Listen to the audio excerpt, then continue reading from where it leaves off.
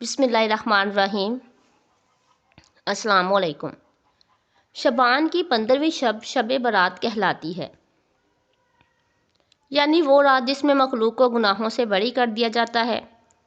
تقریباً 10 صحابہ کرام رضوان اللہ علیہم اجمعین سے اس رات کے متعلق احادیث منقول ہیں۔ نمبر 1، حضرت عائشہ صدیقہ رضی اللہ تعالیٰ عنہا فرماتی ہیں کہ شعبان کی 15ویں شب میں نے نبی کریم صلی اللہ علیہ وآلہ وسلم کو اپنی آرام گاہ پر موجود نہیں پایا تو تلاش میں نکلی۔ دیکھا کہ آپ صلی اللہ علیہ وآلہ وسلم جنت البقیع یعنی قبرستان میں ہیں۔ پھر آپ صلی اللہ علیہ وآلہ وسلم نے مجھ سے فرمایا کہ آج شعبان کی 15ویں رات ہے۔ اس رات میں اللہ تعالیٰ آسمان دنیا پر نزول فرماتا ہے اور قبیلہ بنی کلب کی بکریوں کے بالوں کی تعداد سے بھی زیادہ گناہگاروں کی بخشش فرماتا ہے۔ نمبر 2، دوسری حدیث میں ہے، اس رات میں اس سال پیدا ہونے والے ہر بچے کا نام لکھ دیا جاتا ہے۔ اس رات میں اس سال مرنے والے ہر آدمی کا نام لکھ لیا جاتا ہے۔ اس رات میں تمہارے اعمال اٹھائے جاتے ہیں اور تمہارا رزق اتارا جاتا ہے۔ نمبر 3، ایک روایت میں ہے کہ اس رات میں تمام مخلوق کی مغفرت کر دی جاتی ہے سوائے 7 اشخاص کے۔ وہ یہ ہیں: مشرک، والدین کا نافرمان، کینہ پرور، شرابی، قاتل، چھلوار ٹخنوں سے نیچے لٹکانے والا اور چغل خور۔ ان 7 افراد کی اس عظیم رات میں بھی مغفرت نہیں ہوتی جب تک کہ یہ اپنے جرائم سے توبہ نہ کر لیں۔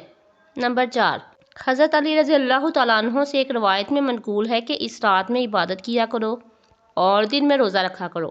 اس رات سورج غروب ہوتے ہی اللہ تعالیٰ اپنے بندوں کی طرف متوجہ ہوتے ہیں اور اعلان ہوتا ہے: کون ہے جو گناہوں کی بخشش کروائے؟ کون ہے جو رزق میں وسعت طلب کرے؟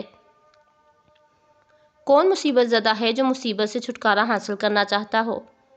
ان احادیث کریمہ اور صحابہ کرام رضوان اللہ علیہم اجمعین اور بزرگان دین اللہ کے عمل سے اس رات میں 3 کام کرنا ثابت ہے۔ نمبر 1، قبرستان جا کر مردوں کے لیے ایصال ثواب اور مغفرت کی دعا کی جائے، لیکن یاد رہے کہ نبی کریم صلی اللہ علیہ وآلہ وسلم سے ساری حیات مبارکہ میں صرف ایک مرتبہ شب برات میں جنت البقیع جانا ثابت ہے۔ اس لیے اگر کوئی شخص زندگی میں ایک مرتبہ بھی اتباع سنت کی نیت سے چلا جائے تو اجر و ثواب کا باعث ہے، لیکن پھول پتیاں، چادر، چڑھاوے اور چراگاہ کا اہتمام کرنا اور ہر سال جانے کو لازم سمجھنا، اس کو شب برات کے ارکان میں داخل کرنا ٹھیک نہیں ہے۔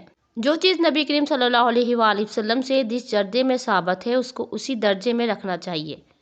اس کا نام اتباع اور دین ہے۔ نمبر 2، اس رات میں نوافل تلاوت، ذکر و اذکار کا اہتمام کرنا۔ اس بارے میں یہ واضح رہے کہ نفل ایک ایسی عبادت ہے جس میں تنہائی مطلوب ہے۔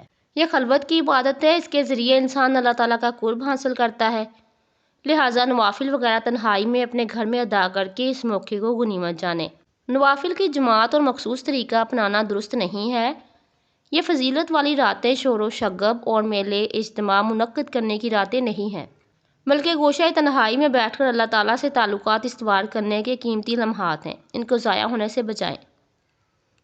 نمبر 3، دن میں روزہ رکھنا بھی مستحب ہے۔ ایک تو اس بارے میں حضرت علی رضی اللہ تعالیٰ عنہ کی روایت ہے، اور دوسرا یہ کہ نبی کریم صلی اللہ علیہ وآلہ وسلم ہر ماہ ایام بیز 13، 14، 15 کے روزوں کا اہتمام فرماتے تھے، لہٰذا اس نیت سے روزہ رکھا جائے تو معجب اور اجر و ثواب ہوگا۔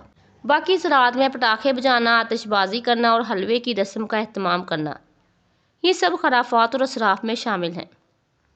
شیطان ان فضولیت میں انسان کو مشغول کر کے اللہ تعالیٰ کی مغفرت اور عبادت سے محروم کر دینا چاہتا ہے، اور یہی شیطان کا اصل مقصد ہے۔ بہرحال اس رات کی فضیلت بے اصل نہیں ہے، اور سلف صالحین نے اس رات کی فضیلت سے فائدہ اٹھایا ہے۔ اللہ تعالیٰ ہم سب کو شب برات پر زیادہ سے زیادہ عبادت کرنے کی توفیق عطا فرمائے، آمین۔